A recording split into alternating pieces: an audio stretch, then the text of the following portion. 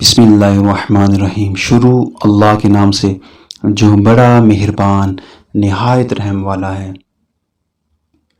اللہ کے نبی نے ارشاد فرمایا، میری شفاعت میری امت کے اس شخص کے لیے ہے جو میرے گھرانے سے محبت رکھنے والا ہو۔ رسول اللہ صلی اللہ علیہ وسلم نے فرمایا، جس نے حسن اور حسین رضی اللہ تعالیٰ عنہ سے محبت کی اس نے مجھ سے محبت کی، اور جس نے ان سے دشمنی رکھی اس نے مجھ سے دشمنی رکھی۔ فرمان نبی صلی اللہ علیہ وسلم، بکری کی عزت کرو اور اس سے مٹی جھاڑو کیونکہ وہ جنتی جانور ہے۔ رسول اللہ صلی اللہ علیہ وسلم نے فرمایا، جو شخص اللہ کی رضا کی خاطر مسجد بناتا ہے تو اللہ اس کے لیے جنت میں گھر بناتا ہے۔ رسول اللہ صلی اللہ علیہ وسلم نے فرمایا، ایمان کے 4 شعبے ہیں، ان میں بلند ترین اور سب سے اعلیٰ شعبہ لا الہ الا اللہ اور سب سے ادنا شعبہ راستے سے تکلیف دہ چیز کو ہٹانا ہے۔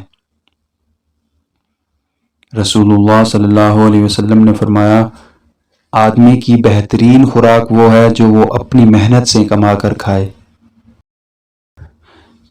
جنت میں ایک دروازہ ہے جس کا نام ریان ہے، اس دروازے سے صرف روزے دار ہی داخل ہو سکتے ہیں اور کوئی نہیں۔ رسول اللہ صلی اللہ علیہ وسلم نے فرمایا، میری امت کے لوگوں میں اس وقت تک خیر رہے گی جب تک وہ افطار میں جلدی کرتے رہیں گے۔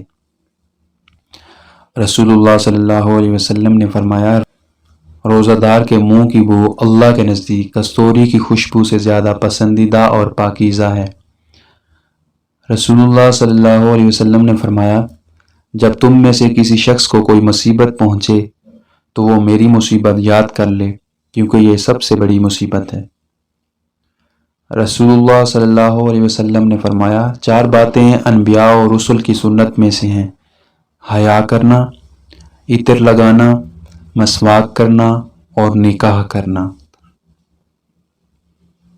رسول اللہ صلی اللہ علیہ وسلم نے فرمایا، سب سے بڑی زیادتی یہ ہے کہ آدمی ناحق کسی مسلمان کی بے عزتی کر دے۔ مسلمانوں میں کامل ایمان والے وہ لوگ ہیں جن کے اخلاق اچھے ہیں۔ جب بندہ جھوٹ بولتا ہے تو اس کی بدبو سے فرشتہ 1 میل دور ہٹ جاتا ہے۔ وہ شخص جنت میں نہیں جائے گا جس کا پڑوسی اس کی آفتوں سے محفوظ نہ ہو۔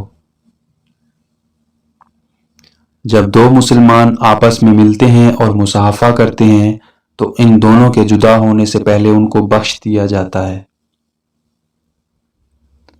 آپس میں مصافحہ کیا کرو، اس سے کینہ دور ہوگا۔